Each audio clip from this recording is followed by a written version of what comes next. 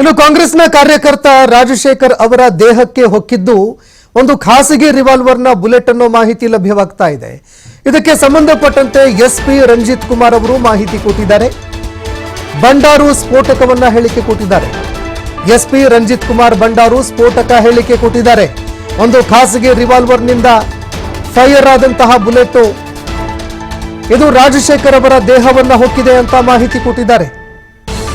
ನಿನ್ನೆ ಘರ್ಷಣೆ ವೇಳೆ ರಾಜಶೇಖರ್ ಮೃತಪಟ್ಟಿದ್ದಾರೆ. ಪೊಲೀಸರು ಫೈರ್ ಮಾಡಿದಾಗ ತಗುಲಿರುವಂತಹ ಬುಲೆಟ್ ಅಲ್ಲ.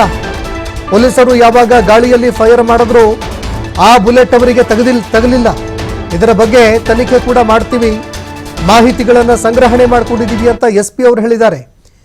ಸಿಸಿ ಕ್ಯಾಮೆರಾಗಳನ್ನು ಪರಿಶೀಲನೆ ಮಾಡ್ತಾ ಇದ್ದೀವಿ. ಈಗಾಗಲೇ ಭರತ್ ರೆಡ್ಡಿ ಬೆಂಬಲಿಗರು 4 ಪ್ರಕರಣಗಳನ್ನು ದಾಖಲು ಮಾಡಿದ್ದಾರೆ. ಹೀಗಾಗಿ ಈ ಪ್ರಕರಣಗಳನ್ನು ದಾಖಲು ಮಾಡಿಕೊಂಡು ನಾವು ತನಿಖೆಗೆ ಮುಂದಾಗ್ತಾ ಇದ್ದೀವಿ ಅಂತ ಎಸ್ಪಿ ಅವರು ಈ ಬಗ್ಗೆ ಮಾಹಿತಿ ಕೊಟ್ಟಿದ್ದಾರೆ.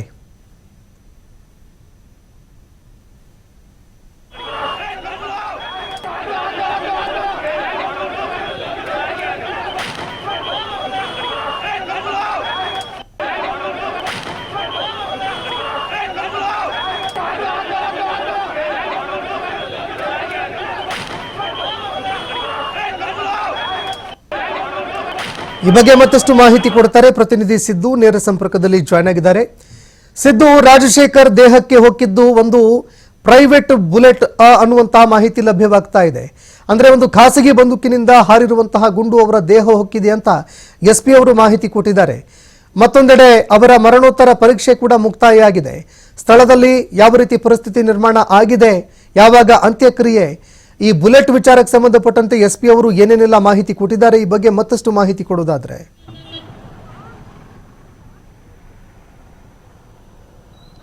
ಖಂಡಿತವಾಗ್ಲೂ ಸಂತೋಷ್, ನಿನ್ನೆ ನಡೆದಂತ ಬ್ಯಾನರ್ ವಿಚಾರದ ಗಲಾಟೆಯಲ್ಲಿ ಕಾಂಗ್ರೆಸ್ನ ಕಾರ್ಯಕರ್ತರಾದಂತ ರಾಜಶೇಖರ್ ಕೂಡ ಸ್ಥಳದಲ್ಲಿ ಸಾವನ್ನಪ್ಪಿದ್ರು. ಇನ್ನು ಈ ಘಟನಾ ಸ್ಥಳದ ಉಸ್ತುವಾರಿ ಆಗಿರುವಂತ ರಂಜಿತ್ ಕುಮಾರ್ ಬಂಡಾರು ಅವರು ಸಹ ಸ್ಥಳಕ್ಕೆ ಭೇಟಿ ನೀಡಿದ್ರು. ಭೇಟಿ ನೀಡಿರುವಂತಹ ಸ್ಥಳದಲ್ಲಿ ನಾವೀಗ ಈ ಸ್ಥಳದ ದೃಶ್ಯವನ್ನ ನಿಮಗೆ ತೋರಿಸುವಂತ ಪ್ರಯತ್ನವನ್ನ ಮಾಡ್ತಾ ಇದ್ದೀವಿ. ನೀವು ಏನ್ ಈಗ ದೃಶ್ಯ ನೋಡ್ತಿದ್ರಲ್ಲ, ಇದು B4 ಅನ್ನುವಂತ ಗುರ್ತನ್ನ ಈಗ FSL ನ ಅಧಿಕಾರಿಗಳು ಹಾಕಿದ್ದಾರೆ.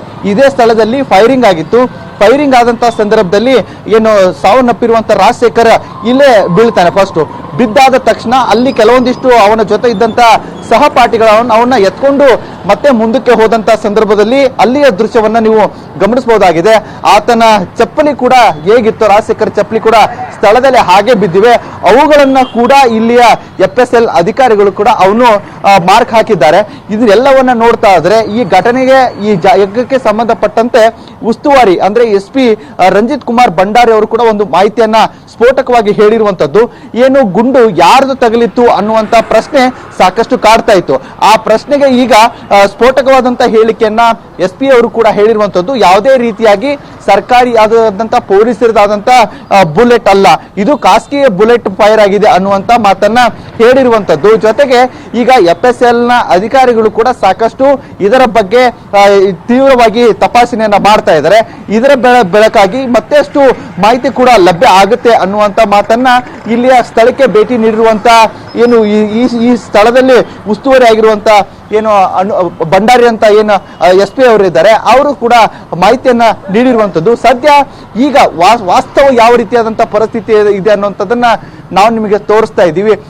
ಓಡಾಟವನ್ನ ಸಹ ಮಾಡ್ತಾ ಇದ್ದಾರೆ. ಆದ್ರೆ ಅಲ್ಲಿ ವೆಹಿಕಲ್ ಗಳಿಗೆ ಯಾವ ರೀತಿ ಓಡಾಟ ಮಾಡ್ಲಿಕ್ಕೆ ಅವಕಾಶಗಳನ್ನ ಮಾಡಿಕೊಟ್ಟಿದ್ದಾರೆ ಅಂದ್ರೆ ನಿಧಾನವಾಗಿ ಒನ್ ವೇಯಲ್ಲಿ ಮಾತ್ರ ಹೋಗ್ಬೇಕು, ಫಾಸ್ಟ್ ಆಗಿ ಹೋಗೋಗಿಲ್ಲ. ಹೀಗಾಗಿ ಕೆಲವೊಂದಿಷ್ಟು ನೇಮಗಳನ್ನ SP ಸರ್ಕಲ್ ಏನಿರುತ್ತೆ ಆ SP ಸರ್ಕಲ್ ನಿಂದ ಮಾಡಿರುವಂತದ್ದು ಕೂಡ ಇದೆ. ಆ ನಿಯಮಗಳ ಪ್ರಕಾರ ಎಲ್ಲರೂ ಕೂಡ ಓಡಾಟವನ್ನ ಸಹ ಮಾಡ್ತಾ ಇದ್ದಾರೆ. ಜೊತೆಗೆ ಗಾಲಿ ಜನಾರ್ದನ್ ರೆಡ್ಡಿ ಅವರ ಮನೆ ಮುಂಭಾಗ ಏನಿದೆಯಲ್ಲ, ಮುಂಭಾಗದಲ್ಲಿ 1000ಕ್ಕೂ ಹೆಚ್ಚು ಜನ ಪೊಲೀಸ್ ಸಿಬ್ಬಂದಿಗಳನ್ನ ಇಲ್ಲಿ ನೇಮಕ ಮಾಡಲಾಗಿದೆ. ಯಾವುದೇ ರೀತಿಯಾಗಿ ಅಂದ್ರೆ ಈ ಘಟನೆ ಆದಂತ ಜಾಗದ 200 ಮೀಟರ್ ಏನಿದೆಯಲ್ಲ, ಸಂಪೂರ್ಣವಾಗಿ 144 ಸೆಕ್ಷನ್ ಜಾರಿಯಾಗಿರೋದ್ರಿಂದಾಗಿ ಸಾಕಷ್ಟು ಭದ್ರತೆಯನ್ನು ಕೂಡ ಮಾಡಲಾಗಿದೆ. ಇಲ್ಲಿ ಈ ಪಾಯಿಂಟ್ ನಲ್ಲಿ ಒಬ್ರು DYSP ಇದ್ದಾರೆ, ಒಬ್ರು SP ಇದ್ದಾರೆ, ಜೊತೆಗೆ ಕೆಲವೊಂದಿಷ್ಟು ಅಧಿಕಾರಿಗಳು ಸೇರಿದಂತೆ ಸಿಬ್ಬಂದಿಗಳು ಕೂಡ ಇಲ್ಲಿದ್ದಾರೆ. ಈಗಾಗಲೇ ಏನಂದ್ರೆ 11:15 ಒಂದು ಕಡೆ ಜನಾರ್ದನ್ ರೆಡ್ಡಿ ಬೆಂಬಲಿಗರು ಮತ್ತು ಇನ್ನೊಂದು ಕಡೆ ನಾರಾ ಭರತ್ ರೆಡ್ಡಿ ಬೆಂಬಲಿಗರಿಂದ ಕೂಡ ಸುದ್ದಿಗೋಷ್ಠಿ ನಡೆಯುವ ಸಾಧ್ಯತೆಗಳು ಕೂಡ ಇದೆ. ಈಗಾಗಲೇ ಗಮನಿಸಬಹುದಾಗಿದೆ, ಜನಾರ್ದನ್ ರೆಡ್ಡಿ ಅವರ ಮನೆ ಮುಂದಿನ ದೃಶ್ಯವನ್ನು ನಾವು ನಿಮಗೆ ತೋರಿಸ್ತಾ ಇದೀವಲ್ಲ, ಆ ಕಾರ್ನಲ್ಲಿ ಅನೇಕ ಕಾರ್ಯಕರ್ತರು ಮತ್ತು ಅವರ ಬೆಂಬಲಿಗರು ಕೂಡ ಅವರ ಮನೆಗೆ ಧಾವಿಸ್ತಾ ಇದ್ದಾರೆ ಅಂತಾನೆ ಹೇಳ್ಬೋದು.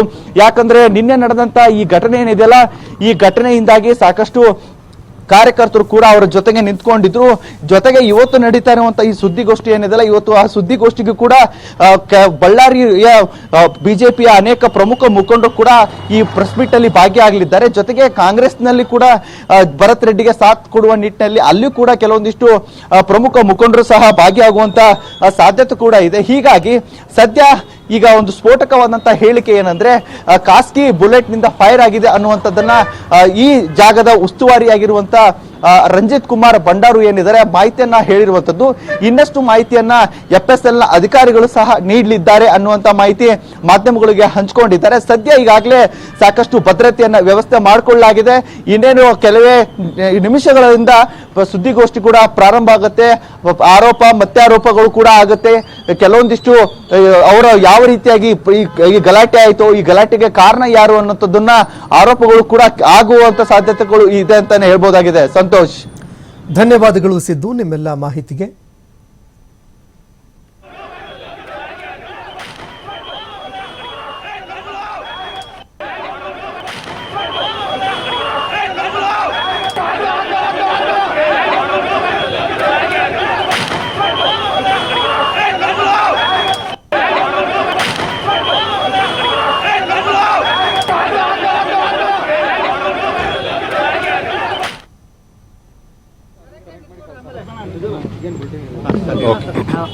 ಸಾಯಂಕಾಲ ಸಮಯದಲ್ಲಿ ಅಹಂಭಾವಿ ಏರಿಯಾದಲ್ಲಿ ಜನಾರ್ದನ್ ರೆಡ್ಡಿ ಅವರ ಮನೆ ಮುಂದೆ ಒಂದು ವಾಲ್ಮೀಕಿ ಪುತ್ತಳಿ ಅನಾವರಣ ಸಂಬಂಧಪಟ್ಟಂತೆ ಫ್ಲೆಕ್ಸಿ ಹಾಕುವ ವಿಚಾರದಲ್ಲಿ ಒಂದು ಗಲಾಟೆ ಆಯಿತು.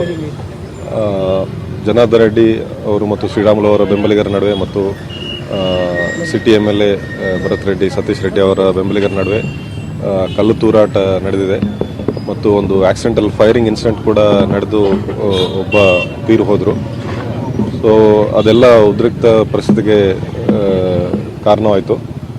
ನಂತರ ನಾವು ಪೊಲೀಸರು ಎಲ್ಲ ಕೂಡ ಸಿಚುವೇಶನ್ನ ಕಂಟ್ರೋಲ್ ತಗೊಂಡು ಎಲ್ಲರನ್ನ ಡಿಸ್ಪರ್ಸ್ ಮಾಡಿ ಎಲ್ಲರನ್ನ ವಾಪಸ್ ಕಳಿಸಿದ್ದಾರೆ.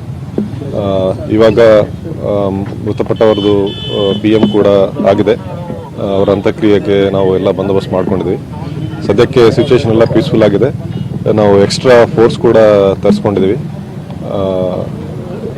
ಟೋಟಲ್ 10 KSRP ಮತ್ತು 12 DR ಪಾರ್ಟಿಗಳು ಮತ್ತು ಚಿತ್ರದುರ್ಗ, ಕೊಪ್ಪಳ, ವಿಜಯನಗರದಿಂದ ಕೂಡ ಎಕ್ಸ್ಟ್ರಾ ಫೋರ್ಸ್ ಮತ್ತು ಆಫೀಸರ್ಸ್ನ ಕರೆಸ್ಕೊಂಡು ಎಲ್ಲ ಪಕಡ್ಬಂದಿ ಬಂದೋಬಸ್ತನ್ನು ಮಾಡ್ಕೊಂಡಿದ್ದೀವಿ.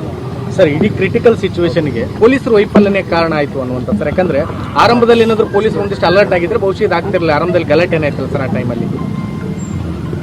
ಪೊಲೀಸದ್ದು ವೈಫಲ್ಯ ಅಂತ ಹೇಳಕ್ಕೆ ಆಗಲ್ಲ. ಘಟನೆ ಆಯಿತು, ಇಮಿಡಿಯೇಟ್ಲಿ ಪೊಲೀಸರು ಆವಾಗ ಕೂಡ ರೆಸ್ಪಾಂಡ್ ಮಾಡಿದ್ದಾರೆ. ಬಟ್ ಒಂದು ಸಡನ್ ಡೆವಲಪ್ಮೆಂಟ್ ಆಫ್ ಈವೆಂಟ್ಸ್ ಆಗಿದೆ. ಬೇಗ ಜನ ಸೇರಿದ್ದಾರೆ. ಅದರಿಂದ